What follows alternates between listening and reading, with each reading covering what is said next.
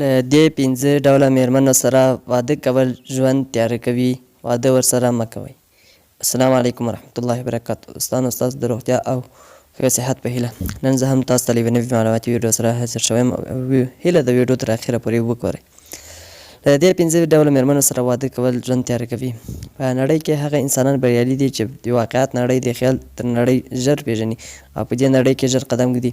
د واده په هکله هم همدا ډول خلک کوم چې د واقعیتونو په بنسټ پرېکړه کوي، نه د خیال او خپلو غیر واقعي هیلو په بنسټ.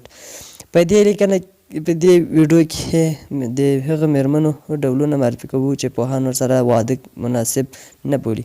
لومړی هغه مېرمن چې په هر شي کې تر ټولو ښه شی غواړي، د ژوند تېرولو لپاره مناسب نه دی. دا ډول مېرمنې په عموم کې که جامې اخلي، که بل کوم څه اخلي، که کوم ځای ته ځي، نو په ټولو کې تر ټولو لوړ انتخابوي. د دې ډول مېرمنو سره په عمر کې په ښه او بد کې ژوند په خوشحالۍ تېرول ژوند ډېر ګران دی.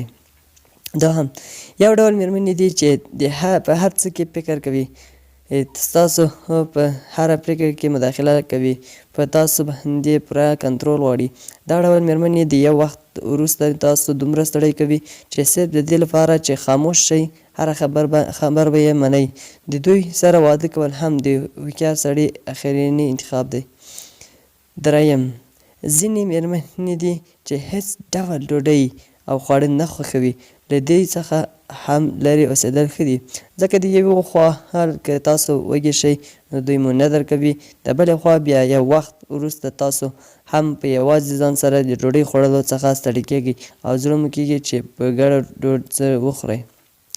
څلورم، یو ډول مېرمنې دي چې په ښکاره یو ډول، په پټه باندې بل ډول. مثال، هیڅ خوشحاله نه وي خو داسې ښکاره کوي چې ډېره خوشحاله دی. په دې کې سل فساده شتون لري. دا یې تر ټولو خطرناکه دی. تاسو به دا اسې ښکاره کوي چې ډېره زیاته باور در باندې لري، خو د شا نه به مو دقیق څاري.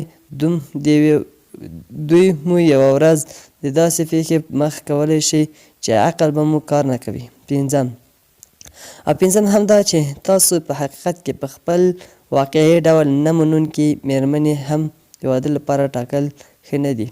داسې مېرمنې چې هڅه کوئ تاسو بدل کړئ، ستاسو څخه د خپلې خوښې یو بل کس جوړ کړي، هېڅکله د ګډ ژوند خوشحاله نقش تضمین کولی نه شي. د توجه څخه مننه. السلام علیکم ورحمت الله وبرکاتو.